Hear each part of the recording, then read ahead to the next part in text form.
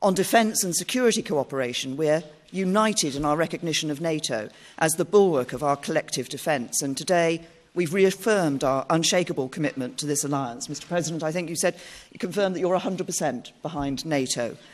But we're also discussing the importance of NATO continuing to ensure it is as equipped to fight terrorism and cyber warfare as it is to fight more conventional forms of war. And I've agreed to continue my efforts to encourage my fellow European leaders to deliver on their commitments to spend 2% of their GDP on defence so that the burden is more fairly shared. As far as, again, Putin and Russia, I don't say good, bad, or indifferent.